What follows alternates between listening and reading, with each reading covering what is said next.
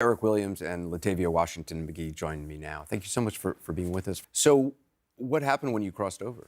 We turned down this little side road because we was gonna see if that led us to the destination and we was gonna turn around. We heard a car beat the horn and pulled around us. Zendel was in the back seat. He said, "Don't stop." He saw a gun. We drove through a few streets and corners until we got back on the main street. And that's when a gang of shooting started. Zendel and Shaheed, they jumped out to run and they were gunned down. They was at Tay window beating on her window with a little gun, probably a 9mm. And I jumped out of the driver's side. And when I jumped out on the driver's side, that's when I was shot in both legs. We was on the ground for maybe like 10 minutes after they took everything from us. And I guess whoever told them to just go ahead and bring us with them, that's when they loaded us on the back of the truck. And your two friends, were they still alive at that point? They were alive at that point. I couldn't see Shaheed because he was like behind me, but I could see Zendel back. He was hit 2 times and big chunks of meat was gone out of him. And then we rode probably 10, 15 more minutes and we got to the spot where they was taking us, the investigator or interrogator us more. And that's when Shaheed said, "I love y'all, I'm gone." And he died right there. Those in were the his back last of the words. truck. Yeah, that he loved us and he was gone. That was the last thing he said. And that was in the back of the pickup. Yes, sir. Were you able to say anything to him, or? I just told him I was sorry. So you finally arrived at this destination. What was it? It was a... It was a house, but a lot of Mexicans outside with guns. Putting on Diablo mask, red plastic mask.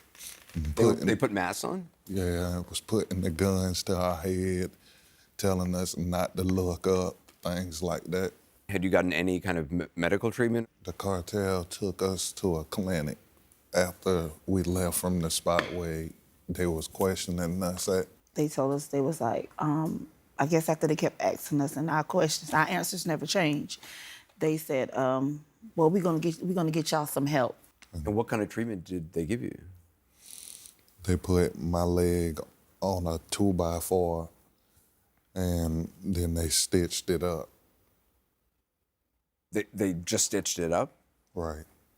Did they give you... No pain medicine or nothing. They just stitched it up. And it might have not even been later that same day, all the stitches bust out. Did they check to see if the bullet was still inside or anything like that? No, sir. After they stitched it, they took some, like, I guess, gauze, and they put the 2x4 board under there, and they was wrapping it around like that, and I was telling them the 2x4 was hitting me in the back of my leg, and it was killing me, so they took away the 2x4. What about Zendel? Me and him was in the room together, and he was fighting for his life, and they ain't do nothing. They didn't do anything to treat him?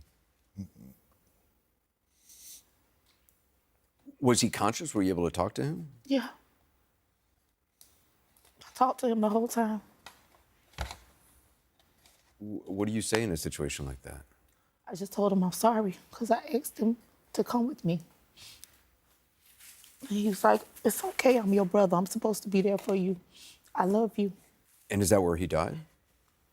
They told, after he didn't fight so long, they was like, they was gonna take him to the hospital. Then they came back like maybe an hour later and it was like he was dead. So all this time, I mean, there's guys with guns around you, guarding you. Mm-hmm. They was like, we had to stay there for them to investigate us and different things. And like one of them was sitting by a chair like where you sitting to.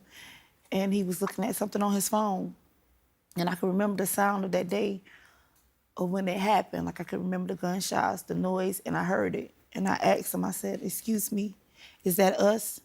And he said, "Yes." I said, "Can I see it?" And he's like, "Hold on." And he turned the phone around and it showed a video of us being kidnapped and stuff like that.